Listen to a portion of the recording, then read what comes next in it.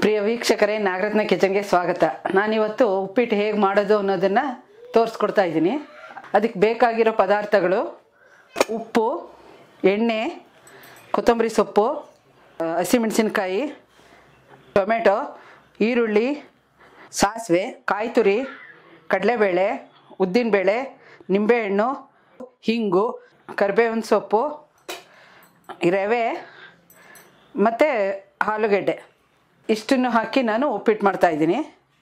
ಹೇಗೆ ಮಾಡೋದು ಅನ್ನೋದನ್ನು ನಾನು ತೋರಿಸ್ಕೊಡ್ತಾ ಇದ್ದೀನಿ. ಅದೇ ರೀತಿ ನೀವು ಮನೆಯಲ್ಲಿ ಮಾಡ್ಕೊಂಡು ನೋಡಿ. ನಾನೀಗ ಸ್ಟವ್ ಆನ್ ಮಾಡ್ತಾಯಿದ್ದೀನಿ. ನೋಡಿ, ಈಗ ನಾನು 3 ಟೀ ಸ್ಪೂನ್ ಎಣ್ಣೆ ಹಾಕಿದ್ದೀನಿ. ನಾನು 2 ಕಪ್ ರವೆ ತೊಗೊಂಡಿದ್ದೀನಿ. ಈಗ ಅದನ್ನು ಎಣ್ಣೆನಲ್ಲಿ ಬಾಡಿಸ್ತೀನಿ, ಹುರ್ಕೋತಾ ಇದ್ದೀನಿ.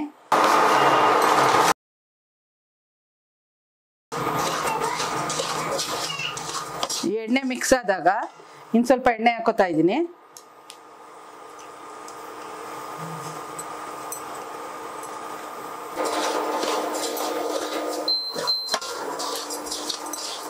ನೋಡಿ, ಎಣ್ಣೆ ಎಲ್ಲ ರವೆಗೆ ಮಿಕ್ಸ್ ಆಗಿದೆ.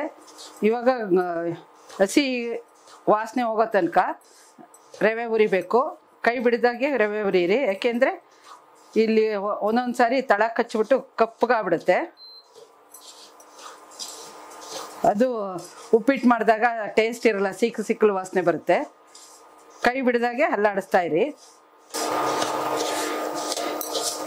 ಈ ರೀತಿ ನೀವು ಉಪ್ಪಿಟ್ಟಿಗೆ ಎಣ್ಣೆ ಹಾಕ್ಕೊಂಡು ಹುರಿಯೋದ್ರಿಂದ ಉದ್ರಾಗ ಆಗುತ್ತೆ ಉಪ್ಪಿಟ್ಟು. ಸರಿಯಾಗಿ ಹುರಿದೇ ಹೋದ್ರೂ ಎಲ್ಲ ಪೇಸ್ಟ್ ಥರ ಆಗ್ಬಿಡುತ್ತೆ ಉಪ್ಪಿಟ್ಟು. ಆದ್ದರಿಂದ ಸರಿಯಾಗಿ ನೋಡಿಕೊಂಡು ಸರಿಯಾಗಿ ಈ ರವೆ ಹುರ್ಕೊಂಡು ಮಾಡಿ. ಈ ರವೆ ಹುರಿದಾಗ ಸ್ವಲ್ಪ ಬಣ್ಣ ಚೇಂಜ್ ಆಗುತ್ತೆ ಮತ್ತು ಘಮ ಬರುತ್ತೆ. ಆವಾಗ ಹುರಿದಿದ್ದಾಗಿದೆ ಅಂತ ಗೊತ್ತಾಗುತ್ತೆ ನಿಮಗೇನೆ. ಇದು ನಾನು ತೊಗೊಂಡಿರೋದು ಮೀಡಿಯಮ್ ಸೈಜ್ ರವೆ. ಸೀಸಕ್ಕೆ ಹೋಗ್ಬಿಡಿ, ಸೀಸಿದ್ರೆ ಸಿಕ್ಕಲು ವಾಸನೆ ಹೊಡೆಯುತ್ತೆ. ಈಗ ಇನ್ನೇನು ಇದು ಹುರಿದಾಗಿದೆ. ಈಗ ಹುರಿದಾಗಿದೆ ಇದು. ನಾನು ಇದನ್ನು ಒಂದು ಪ್ಲೇಟಿಗೆ ಬಗ್ಗಿಸ್ಕೊತೀನಿ. ಸ್ವಲ್ಪ ಬಿಸಿ ಇರುತ್ತಲ್ಲ, ಒಂದು ಸ್ವಲ್ಪ ಕೈ ಆಡಿಸ್ತಾ ಇದ್ದೀನಿ. ಒಟ್ಟಿಗೆ ಏನಾದರೂ ರವೆ ತಂದುಬಿಟ್ಟಿದ್ರೆ ಮನೆಗೆ ಅದನ್ನು ಈ ರೀತಿ ಹುರಿದಿಟ್ಬಿಡಿ. ಉಪ್ಪಿಟ್ಟು ಮಾಡೋಕ್ಕೂ ಬೇಗ ಈಸಿ ಆಗುತ್ತೆ ಮತ್ತು ಹುಳ ಕೂಡ ಬರಲ್ಲ. ಈಗ ಹುರಿದಿಟ್ಕೊಂಡ್ಬಿಡ್ತು ಅಂದರೆ ತಕ್ಷಣ ಉಪ್ಪಿಟ್ಟು ಮಾಡಬೇಕು ಅಂದರೆ ಉರಿಯೋ ಗೋಜಿರಲ್ಲ. ಈಗ ನಾನು ಪ್ಲೇಟ್ಗೆ ಹಾಕ್ತಾಯಿದ್ದೀನಿ. ಈಗ ಎಣ್ಣೆ ಕಾಯ್ದಿದೆ. 1 ಸ್ಪೂನ್ ಅಥವಾ 3/4 ಸ್ಪೂನು ಸಾಸಿವೆ ಹಾಕಿ.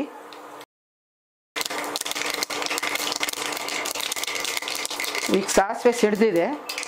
ಈಗ 1-2 ಬ್ಯಾಡಗಿ ಮೆಣಸಿನ್ಕಾಯಿ ಹಾಕ್ತಾಯಿದ್ದೀನಿ. ಮತ್ತು ಹಿಂಗೆ ಹಾಕ್ತಾಯಿದ್ದೀನಿ.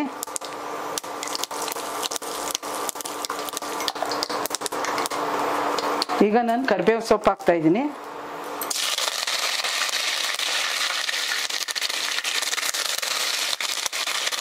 ಈಗ ಖಾರ ನಿಮ್ಗೆ ಎಷ್ಟು ಬೇಕೋ ಅಷ್ಟು ಹಾಕ್ಕೊಳ್ಳಿ. ನಾನು 3 ಹಸಿಮೆಣಸಿನ್ಕಾಯಿ ಹೆಚ್ಚು ಹಾಕಿದ್ದೀನಿ. ನಿಮಗೆ ಬೇಕಾದಷ್ಟು ಹಾಕ್ಕೊಳ್ಳಿ ಖಾರನ. ಈಗ ಸ್ವಲ್ಪ ಬಾಡಲಿ. ಹಸಿಮೆಣಸಿನ್ಕಾಯಿ ಸ್ವಲ್ಪ ಘಾಟ್ ವಾಸನೆ ಹೋಗಲಿ.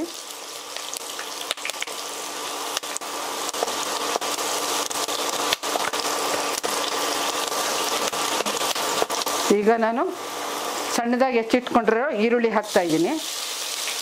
ಇದು ಬಣ್ಣ ಬಿಡಲಿ.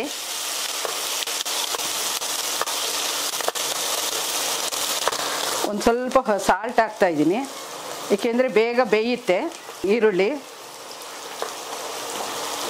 ಈಗ ಇದಕ್ಕೆ ನಾನು ಇದ್ರ ಜೊತೆಯಲ್ಲೇ ಕಡಲೆಬೇಳೆ, ಉದ್ದಿನಬೇಳೆ ಹಾಕ್ತಾಯಿದ್ದೀನಿ, ಯಾಕೆಂದರೆ ಸಮವಾಗಿ ಬೇಯುತ್ತೆ. ಮೊದಲೇ ಹಾಕ್ಬಿಟ್ರೆ ಏನಾಗುತ್ತೆ, ಸೀಕೊಳಂಗಾಗುತ್ತೆ. ಆದ್ದರಿಂದ ನಾನು ಈಗ 3 ಸ್ಪೂನು ಕಡಲೆಬೇಳೆ ಹಾಕ್ತಾಯಿದ್ದೀನಿ ಮತ್ತು 1 ಸ್ಪೂನು ಅಥವಾ 1.5 ಸ್ಪೂನು ಉದ್ದಿನಬೇಳೆ ಹಾಕ್ತಾಯಿದ್ದೀನಿ.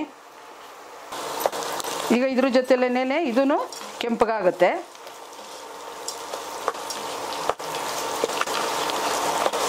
ಅವಾಗ ಈರುಳ್ಳಿನೂ ಬೇಯುತ್ತೆ ಜೊತೆನಲ್ಲೇ.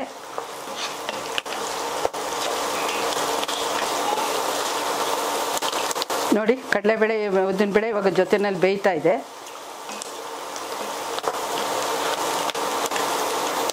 ಈ ಒಣಮೆಣಸಿನ್ಕಾಯಿನೂ ಇದ್ರದ್ದು ಆಯಿಲ್ ಅಂಶ ಇರುತ್ತೆ, ಅದು ಉಪ್ಪಿಟ್ಟು ಬಿಟ್ಕೊಂಡಾಗ ಟೇಸ್ಟಿಯಾಗಿರುತ್ತೆ.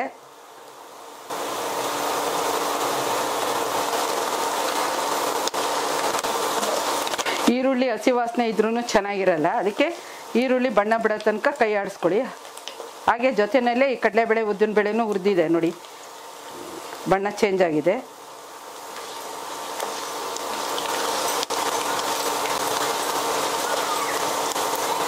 ಈಗ ನಾನು ಈರುಳ್ಳಿನ ದೊಡ್ಡ ದೊಡ್ಡ ಈರುಳ್ಳಿ 2 ಹೆಚ್ಕೊಂಡು ಇಟ್ಕೊಂಡಿದ್ದದ್ದು 2 ಈರುಳ್ಳಿ ಹಾಕಿದ್ದೀನಿ.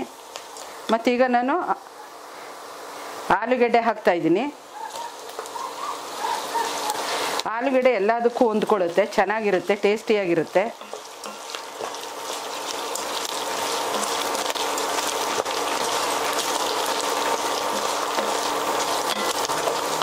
ಈ ಸ್ವಲ್ಪ ಬಾಡಿದ್ಮೇಲೆ ಆಲೂಗೆಡ್ಡೆ ಬೇಗ ಬೇಯುತ್ತೆ, ಇದೇನು ಬೇಯಿಸ್ಬಿಟ್ಟು ಹಾಕೊಳ್ಳೋ ಅವಶ್ಯಕತೆ ಇಲ್ಲ. ಈಗ ಉರಿವಾಗಲೇ ಬೆಂದೋಗಿರುತ್ತೆ.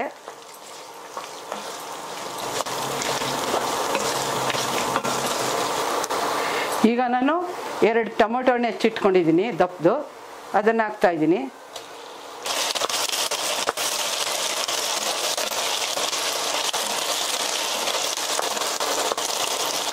ಇದಕ್ಕೆ ಟೊಮೊಟೊ ಹಣ್ಣಿಗೆ ಸ್ವಲ್ಪ ಟೊಮೊಟೊ ಹಣ್ಣು ಬೇಯೋದಕ್ಕೋಸ್ಕರ ಸ್ವಲ್ಪ ಸಕ್ಕರೆ ಹಾಕಿ ಬಾಡಿಸ್ಬೋದು, ಬೇಗ ಬಾಡುತ್ತೆ. ಶುಗರ್ ಇರೋರಾದರೆ ಮನೆಯಲ್ಲಿ ಅದನ್ನು ಹಾಕ್ತಾಯಿದ್ರು ಸ್ವಲ್ಪ ಲೇಟ್ ಆಗುತ್ತೆ ಅಷ್ಟೇ ಫ್ರೈ ಆಗೋದಕ್ಕೆ. ನಾನೀಗ ಸ್ವಲ್ಪ ಏನೂ ಹಾಕ್ತಾಯಿಲ್ಲ, ಹಾಗೆ ಫ್ರೈ ಮಾಡ್ತಾಯಿದ್ದೀನಿ.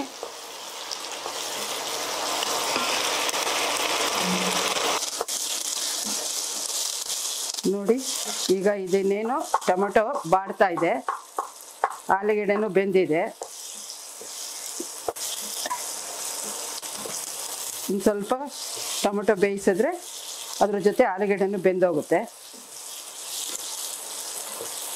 ಎಣ್ಣೆ ನೀವು ಎಷ್ಟು ಹಾಕಬೇಕು ಅಂತಂದರೆ ನಿಮ್ಮ ಆಪ್ಷನಲ್ಲು, ಯಾಕೆಂದರೆ ಕೆಲವರು ತುಂಬಾ ಜಾಸ್ತಿ ಜಿಡ್ಡಿರಬೇಕು ಅನ್ಸಿದ್ರೆ ಜಾಸ್ತಿ ಹಾಕ್ಕೊಳ್ಳಿ, ಇಲ್ಲ ಮೀಡಿಯಮ್ ಆಗಿರಬೇಕು ನಮಗೆ ಅಂತಂದರೆ ಕಮ್ಮಿ ಎಣ್ಣೆ ಹಾಕ್ಕೊಳ್ಳಿ.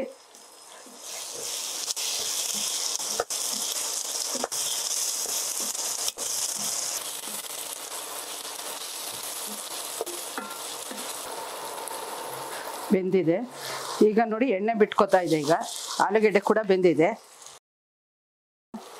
ತೆಂಗಿನ ತುರಿ ಹಾಕ್ತಾ ಇದ್ದೀನಿ. ತೆಂಗಿನ ತುರಿ ಹಾಕಿದ್ರೆ ತುಂಬ ಟೇಸ್ಟ್ ಚೆನ್ನಾಗಿರುತ್ತೆ ಮತ್ತು ಆರೋಗ್ಯಕ್ಕೂ ಒಳ್ಳೆಯದು. ನಾನು ತೆಂಗಿನ ತುರಿ ಹಾಕ್ತಾ ಇದ್ದೀನಿ.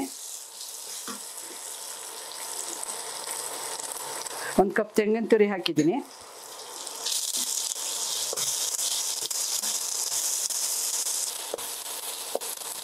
ಈಗ ನಾನು ನೀರು ಹಾಕ್ತೀನಿ.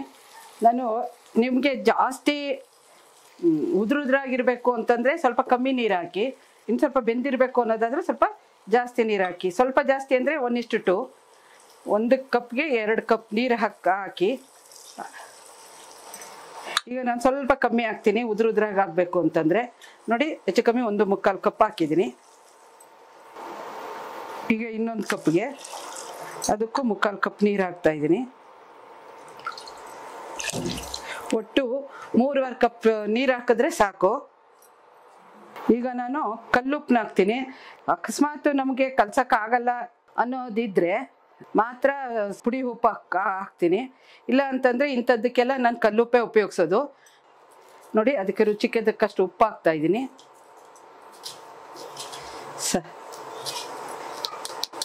ಸಾಕು, ಕಮ್ಮಿ ಇದ್ರೆ ಬೇಕಾದ್ರೆ ತಿನ್ಬೋದು, ಜಾಸ್ತಿ ಹಾಕ್ಬಿಟ್ಟಾಗ ಒಗ್ಚೊಡಿಯುತ್ತೆ, ತಿನ್ನೋಕ್ಕಾಗಲ್ಲ. ನೋಡಿಕೊಂಡು ಉಪ್ಪು ಹಾಕ್ಕೊಡಿ. ಈಗ ಇದು ಕುದಿ ಬರಲಿ, ಕುದಿ ಬಂದಾಗ ರವೆ ಹಾಕೋಣ. ಟರ್ಮರಿಕ್ ಪೌಡ್ರು ಅರಿಶಿನ ನಿಮ್ಗೆ ಬೇಕಾದರೆ ಹಾಕ್ಕೊಳ್ಳಿ, ಇಲ್ಲ ಅಂದರೆ ಇಲ್ಲ. ಕೆಲವರು ಹಾಗೇ ಮಾಡ್ತಾರೆ, ಅವ್ರವ್ರ ಇಷ್ಟ ಅದು. ಆದರೆ ಅರಿಶಿನ ಪ್ರತಿಯೊಂದಕ್ಕೆ ಉಪಯೋಗಿಸಿದ್ರೂ ಆರೋಗ್ಯಕ್ಕೆ ತುಂಬ ಒಳ್ಳೆಯದು. ನೋಡಿಕೊಂಡು ಹಾಕ್ಕೊಳ್ಳಿ, ನಿಮ್ಗೆ ಇಷ್ಟ ಇದ್ದರೆ ಹಾಕಿ, ಇಲ್ಲ ಅಂದರೆ ಇಲ್ಲ. ನಾನು ಅರಿಶಿನ ಹಾಕಿದ್ದೀನಿ, ನೀವು ಬೇಕಂದ್ರೆ ಹಾಕ್ಕೊಳ್ಳಿ, ಇಲ್ಲ ಅಂದರೆ ಇಲ್ಲ. ಅರಿಶಿನ ಪ್ರತಿಯೊಂದಕ್ಕೂ ಉಪಯೋಗಿಸಿ, ಕ್ಯಾನ್ಸರು ಬರಲ್ಲ ಅಂತ ಹೇಳ್ತಾರೆ. ಈಗ ನಾನು ರವೆ ಹಾಕ್ತೀನಿ. ಸ್ವಲ್ಪ ಸ್ಟವ್ ಸಣ್ಣ ಮಾಡ್ತೀನಿ, ಕೈಗೆಲ್ಲ ಹಾರುತ್ತೆ. ಅವಾಗ ಸ್ಟವ್ ಸಣ್ಣ ಮಾಡಿಕೊಂಡು ರವೆ ಹಾಕಿ ಈ ರೀತಿ ಹಾಕಿದಾಗ ನಾವು ಎಣ್ಣೆನೆಲ್ಲ ಹಾಕಿ ಹುರಿದಿರೋದ್ರಿಂದ ಈ ರೀತಿ ಹಾಕಿದಾಗ ಗಂಟು ಕಟ್ಕೊಳ್ಳಲ್ಲ. ಇದೊಂದು ಉಪಯೋಗ. ನಾವು ಉರಿಯುವಾಗ ಎಣ್ಣೆ ಹಾಕ್ತೆ ಹಾಗೆ ಹುರ್ಕೊಂಡ್ರೆ ಹೀಗೆ ಹಾಕಿದಾಗ ಗಂಟು ಕಟ್ಕೊಳ್ಳುತ್ತೆ ಒಬ್ಬರೇ ಮಾಡುವಾಗ ಒಂದೊಂದು ಸಾರಿ. ಇದರಿಂದ ನಾನು ಈಗ ತೋರಿಸ್ತಾ ಇರೋದ್ರಿಂದ ಈ ರೀತಿ ಮಾಡ್ಕೊಳ್ಳಿ.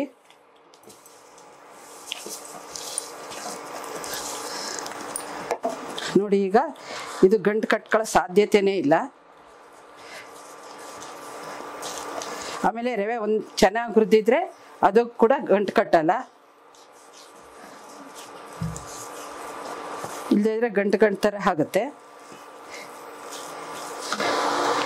ನೋಡಿ, ಈಗ ನಾನು ಒಂದು ನಿಂಬೆಹಣ್ಣು ಹಿಂಡ್ತಾ ಇದ್ದೀನಿ. ಸಣ್ಣ ಉರಿ ಮಾಡಿದ್ದೀನಿ. ನೋಡಿ, ಈಗ ನಾನು ನಿಂಬೆಹಣ್ಣು ಇದು ತೆಗೆದಾಕ್ಬಿಟ್ಟು ನಿಂಬೆಹಣ್ಣು ಹಿಂಡ್ತಾ ಇದ್ದೀನಿ, ಬೀಜ ತೆಗೆದ್ಬಿಟ್ಟು.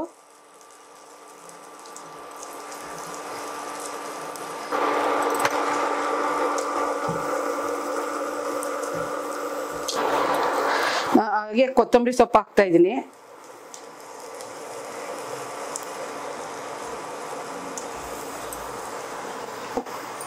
ಈಗ ಮಿಕ್ಸ್ ಮಾಡ್ತಾ ಇದ್ದೀನಿ. ನಿಂಬೆಹಣ್ಣು ಹಿಂಡಿದ್ದೀನಲ್ಲ, ಈಗ ಮಿಕ್ಸ್ ಮಾಡ್ತಾ ಇದ್ದೀನಿ. ನೋಡಿ, ಈ ರೀತಿ ಉದ್ರಾಗುತ್ತೆ. ಸ್ವಲ್ಪ ಕಮ್ಮಿ ನೀರು ಹಾಕ್ಕೊಳ್ಳಿ. ತೋರಿಸಿದ್ನಲ್ಲ, 1ಕ್ಕೆ 2 ಭಾಗ ಹಾಕೊಳ್ಳೋ ಬದಲು 1/4 ಹಾಕಿ, 1/4 ಭಾಗ ಕಮ್ಮಿ ಮಾಡಿ.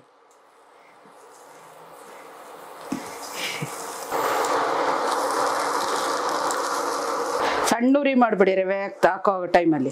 ಆಗ ಅದೇ ಉರಿನಲ್ಲೇ ರವೆ ಬೆಂದ್ಕೊಳ್ಳುತ್ತೆ.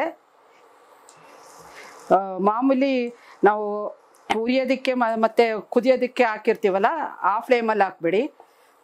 ಇದು ಸಿಮ್ಮಲ್ಲಿ ಇಟ್ಬಿಟ್ಟು ಹಾಕಿ ರವೆನ.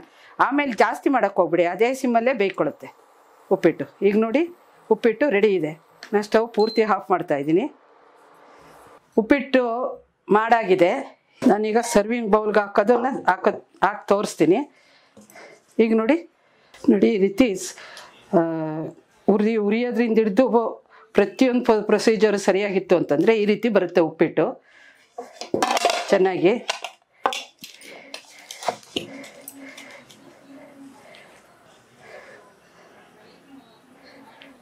ನೋಡಿ, ನಾನು ಉಪ್ಪಿಟ್ಟು ಮಾಡೋದನ್ನು ಮೊದಲಿಂದ ಕೊನೆ ತನಕ ನೋಡ್ಕೊಂಡಿದ್ದೀರಲ್ಲ, ಅದೇ ರೀತಿ ನೀವು ಮನೆಯಲ್ಲಿ ಉಪ್ಪಿಟ್ಟು ಮಾಡ್ಕೊಂಡು ನೋಡಿ ಹೇಗೆ ಬಂತು ಅಂತಂದ್ಬಿಟ್ಟು ಕಮೆಂಟ್ ಮೂಲಕ ತಿಳಿಸಿ.